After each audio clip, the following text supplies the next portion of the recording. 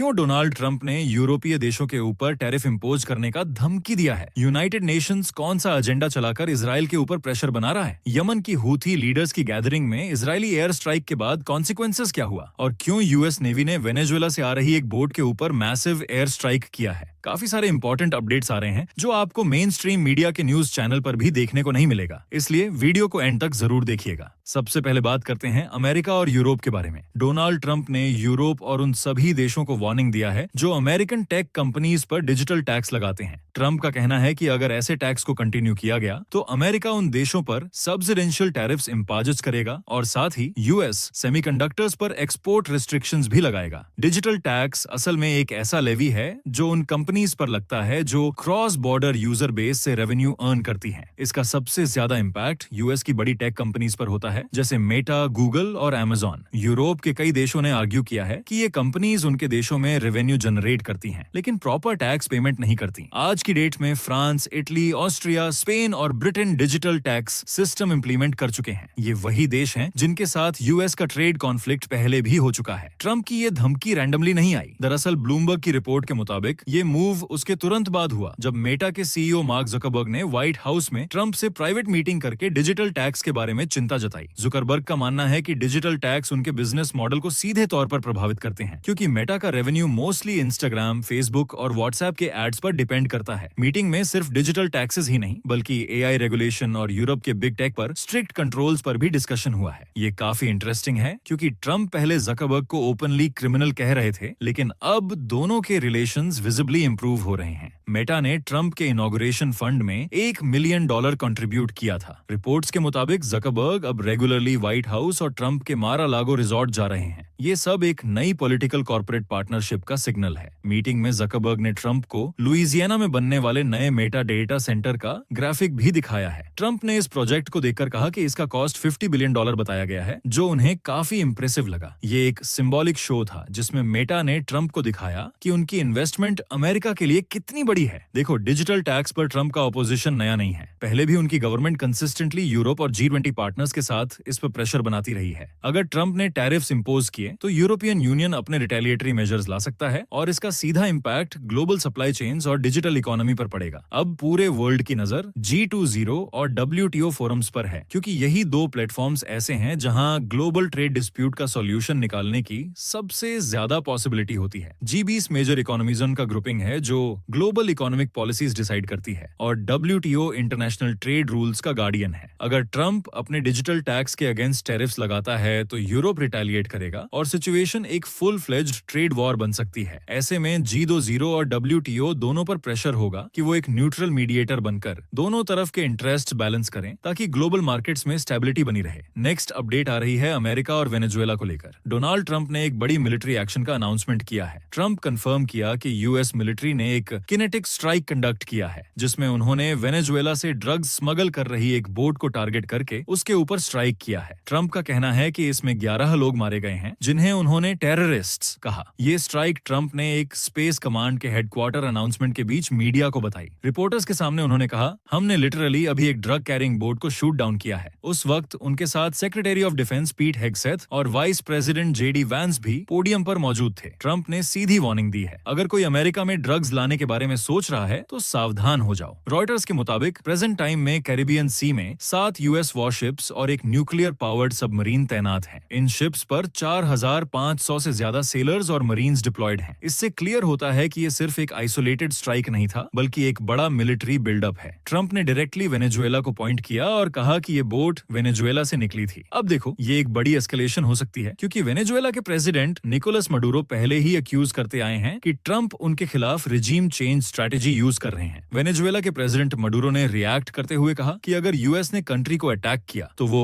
Republic in arms declare कर देंगे। उनका एक्यूज है कि ट्रंप डेलिबरेटली वेनेजुएला को डिस्टेबलाइज करना चाहते हैं। ट्रंप का कहना है कि Tren de Aragua gang Venezuela के गवर्नमेंट के अंडर ऑपरेट कर रही है। उन्होंने ये भी क्लेम किया कि मडुरो गैंग को यूज करके अमेरिका में नार्को टेररिज्म फैला रहे हैं, लेकिन यूएस के अपने इंटेलिजेंस रिपोर्ट्स इस क्लेम को कॉन्ट्रडिक्ट करते हैं। एक डीक्लासिफाइड NIC रिपोर्ट के मुताबिक मडुरो प्रोबेबली गैंग के साथ एक्टिवली कोऑपरेट नहीं करते, बट हाँ, वेनेजुएला का परमिसिव एनवायरनमेंट गैंग्स को ऑपरेट करने देता है, लेकिन इसके ऊपर डायरेक्ट स्टेट पॉलिसी नहीं है। वेनेजुएला ने UN से डिमांड किया है कि कैरिबियन कैरेबियन में यूएस मिलिट्री डिप्लॉयमेंट को तुरंत रोका जाए। लेकिन अभी तक बोट स्ट्राइक पर मडूरो गवर्नमेंट का कोई डायरेक्ट ऑफिशियल स्टेटमेंट नहीं आया। असल में ये स्ट्राइक सिर्फ एक ड्रग बस्ट नहीं है, ये एक स्ट्रैटेजिक मैसेज है कि अमेरिका नार्को गैंग्स को टेररिस्ट ऑर्गेनाइजेशंस की तरह ट्रीट करेगा और क्रॉस बॉर्डर मिलिट्री एक्शन लेने से पीछे नहीं हटेगा। इसके अगेंस्ट अगर मडूरो ने कोस्ट पर ज्यादा मिलिट्री तैनात की तो कैरेबियन एक नया फ्लैश पॉइंट बन सकता है। अब सबकी नजर इस बात पर होगी कि क्या वेनेजुएला रिटेलिएट करेगा या फिर इंटरनेशनल मीडिएशन होगी। नेक्स्ट अपडेट आ रही है यूनाइटेड नेशंस और इजराइल को लेकर। यूनाइटेड नेशंस की एक शॉकिंग रिपोर्ट ने रिवील किया है कि इजराइल गाजा कॉन्फ्लिक्ट में कम से कम 21,000 बच्चे डिसेबल्ड हो गए हैं। ये वॉर 7 अक्टूबर 2023 में शुरू हुआ था और लगभग 2 साल के अंदर इसका सबसे ज्यादा असर इनोसेंट बच्चों पर पड़ा है। UN committee on the rights of persons with disabilities के मुताबिक अक्टूबर 2023 से अगस्त 2025 के बीच 1,57,000 लोग इंजर्ड हुए हैं, जिसमें से 25% को लाइफ लॉन्ग इम्पेयरमेंट्स का रिस्क है। मतलब गाजा के हर दूसरे घर में अब एक ऐसा मेंबर हो सकता है जो वॉर के कारण हमेशा के लिए डिसेबल्ड हो गया हो। टिल टुडे 40,500 बच्चे नए वॉर रिलेटेड इंजरीज के शिकार हुए हैं। इनमें से आधे से ज्यादा परमानेंटली डिसेबल्ड हो गए हैं। मतलब हर एक दिन के हिसाब से वॉर ने हजारों बच्चों की जिंदगी बदल दी है। ये सिर्फ मेडिकल क्राइसिस नहीं है, बल्कि एक पूरी जनरेशन की चाइल्डहुड खत्म हो गई है। रिपोर्ट में कहा गया कि इजराइल के इवैक्यूएशन ऑर्डर्स एक्सेसिबल ही नहीं थे, स्पेशली उनके लिए जो हियरिंग या विजुअल इंपेयरमेंट के शिकार थे। बहुत से डिसेबल्ड लोगों को अनसेफ और अनडिग्निफाइड कंडीशंस में फ्ली करना पड़ा, जैसे बिना मोबिलिटी एड के रेत या कीचड़ में क्रॉल करना पड़ा। गाजा में ह्यूमैनिटेरियन एड के रिस्ट्रिक्शंस का डिस्प्रोपोर्शनेट इम्पैक्ट डिसेबल्ड लोगों पर पड़ा है। बहुत लोग बिना खाना, पानी और सैनिटेशन के रहने पर मजबूर हो गए हैं। यूएन सिस्टम के पहले 400 एड डिस्ट्रीब्यूशन पॉइंट्स होते थे, लेकिन अब यूएस इजराइल बैकेड गाइजा ह्यूमैनिटेरियन फाउंडेशन के सिर्फ 4 डिस्ट्रीब्यूशन पॉइंट्स बचे हैं। वॉर डिब्री और रबल के नीचे मोबिलिटी एड्स खत्म हो गए हैं। 83% डिसेबल लोगों ने अपने असिस्टिव डिवाइस जैसे wheel chair, walker, can, prosthetics सब खो दिए हैं। ऑल्टरनेटिव के तौर पर गाजा के लोग डोंकी कार्ड्स भी अफोर्ड नहीं कर पा रहे हैं। एक और शॉकिंग बात यह है कि इजराइल ने व्हील चेयर्स, स्प्लिंट्स और प्रोस्थेटिक्स जैसे आइटम्स को डबल यूज डिक्लेयर कर दिया है, जिसका मतलब है कि ये एड शिपमेंट्स में इंक्लूड ही नहीं किए जा रहे हैं। मतलब जिन डिवाइसेस पर लोगों की जिंदगी डिपेंड करती है, उन्हें भी रिस्ट्रिक्टेड कर दिया गया है। यूएन कमिटी ने डिमांड की है कि डिसेबल्ड पर्संस के लिए massive humanitarian add delivery urgently arrange की जाए। साथ ही दोनों साइड्स को बोला गया है कि वो डिसेबल्ड लोगों के लिए स्पेसिफिक प्रोटेक्शन मेजर्स अडॉप्ट करें। यूएन ने इजराइल से डिमांड किया है कि डिसेबल्ड चिल्ड्रन को स्पेसिफिकली प्रोटेक्ट करें, इवैक्यूएशन प्रोटोकॉल्स एक्सेसिबल बनाएं और इंश्योर करें कि लोग अपने घर वापस सेफली जा सकें। साथ ही असिस्टिव डिवाइसेस और रिहेबिलिटेशन के लिए इंटरनेशनल कोऑपरेशन अर्जेंटली जरूरी है। अब देखो, ये नंबर सिर्फ स्टैटिस्टिक्स नहीं है, ये एक साइकोलॉजिकल ट्रॉमा का भी सिग्नल है। गाजा के बच्चे जो अब लाइफ लॉन्ग डिसेबिलिटीज के साथ बड़े होंगे, वो गाजा का पूरा सोशल फैब्रिक बदल देंगे। अगर इस ह्यूमैनिटेरियन क्राइसिस का सोल्यूशन नहीं निकला तो गाजा का एक बड़ा हिस्सा डिपेंडेंट पॉपुलेशन बन जाएगा। इससे लॉन्ग टर्म डेवलपमेंट, एजुकेशन और स्टेबिलिटी पर इरिवर्सिबल डैमेज होगा। अगला अपडेट आ रहा है यमन के ऊपर। इजराइल ने यमन के अंदर एक ऐसा मिलिट्री स्ट्राइक कंडक्ट किया है जिसे अब तक का सबसे ड्रामेटिक अटैक कहा जा रहा है। ये स्ट्राइक सनाआ के पास हुआ, जहां इजरायली इंटेलिजेंस के मुताबिक 10 हूथी मिनिस्टर्स और सीनियर ऑफिशियल्स एक मीटिंग के लिए इकट्ठा हुए थे। इस स्ट्राइक की रिपोर्ट सबसे पहले हाउथी रन अल मसीरा टीवी ने कंफर्म की। बाद में Israeli defence minister Israel cuts और आईडीएफ ने कंफर्म कर दिया कि हाउथी मिनिस्टर्स टारगेट बने हैं। रॉयटर्स के लोकल सोर्सेज के मुताबिक स्ट्राइक ने प्रेसिडेंशियल कॉम्प्लेक्स के आसपास के एरिया को हिट किया। अभी तक ये कंफर्म नहीं हो पाया कि कौन से हाउथी लीडर्स वहां प्रेजेंट थे और उनका क्या आउटकम हुआ। ये भी क्लियर नहीं है कि चीफ ऑफ स्टाफ मोहम्मद अल गमारी वहां मौजूद थे या नहीं। इजरायली ऑफिशियल्स के मुताबिक ये स्ट्राइक रियल टाइम इंटेलिजेंस के बेस पर एग्जीक्यूट हुई। एयर डिफेंस हैवी होने के बावजूद इजरायली एयरफोर्स ने प्रिसीजन स्ट्राइक कंडक्ट किया। इस ऑपरेशन को directly Netanyahu, defence minister cats और आईडीएफ चीफ एयल जामियर ने कोऑर्डिनेट किया। कैट्स ने एक सिंबॉलिक स्टेटमेंट दिया, after the plague of darkness comes the plague of the first born. ये एक रिलीजियस रेफरेंस था जो क्लियर सिग्नल देता है कि इसराइल ने हाउथिस के टॉप हायरार्की को डायरेक्टली टारगेट किया है। आईडीएफ ने कहा कि हाउथिस हमास के अगेंस्ट इजराइल की वॉर के शुरू होने से ही इजराइल और एलाइज को टारगेट कर रहे हैं, मैरीटाइम फ्रीडम को डिसरप्ट कर रहे हैं और रीजनल ऑर्डर को डिस्टेबलाइज कर रहे हैं। इसलिए ये स्ट्राइक एक डिफेंसिव और रिटेलिएटरी एक्शन है। हाउथी डिफेंस मिनिस्ट्री ने डिनाई किया कि उनके लीडर्स टारगेट हुए हैं। उनका कहना है कि इजराइल सिर्फ सिविलियन और येमेनी लोगों को अटैक कर रहा है क्योंकि वो गाजा के सपोर्ट में खड़े हैं। ये इस हफ्ते का दूसरा इजरायली स्ट्राइक था। संडे को भी सनाहा में स्ट्राइक्स हुए थे जब हाउथिस ने पहली बार इजराइल पर cluster bomb warhead missile fire किया था। उसमें 10 लोग मारे गए और 102 इंजर हुए थे। एक्चुअली थर्सडे का अटैक 16वां इजरायली स्ट्राइक था हाउथिस के खिलाफ यमन में। अक्टूबर 7 हमास अटैक के बाद से हाउथिस ने इजराइल और और मैरीटाइम ट्रैफिक पर कंटिन्यूअस मिसाइल और ड्रोन अटैक्स किए हैं। जनवरी सीज फायर के पहले तक हाउथीज 40 से ज्यादा बैलिस्टिक मिसाइल और डजन्स ऑफ ड्रोन लॉन्च कर चुके थे। मार्च 18 से लेकर अब तक उन्होंने 72 बैलिस्टिक मिसाइल्स और कम से कम 23 ड्रोन्स इजराइल पर लॉन्च किए हैं। इजराइल की ये स्ट्राइक सिर्फ हाउथीज को वीकन करने का नहीं, बल्कि ईरान के इन्फ्लुएंस को इनडायरेक्टली हिट करने का एफर्ट है। इजराइल डायरेक्टली ये मैसेज दे रहा है कि चाहे गाजा हो, लेबनान हो या यमन, जो भी ईरान बैक्ड प्रॉक्सी होगा उसको इजराइल डायरेक्टली टारगेट करेगा। ये एस्केलेशन क्लियर करता है कि मिडिल ईस्ट एक मल्टी फ्रंट कॉन्फ्लिक्ट बन चुका है। अगर हाउथीज के टॉप लीडर सच में एलिमिनेट हुए हैं तो उनकी रिटेलिएटरी स्ट्राइक और भी एग्रेशन हो सकती है।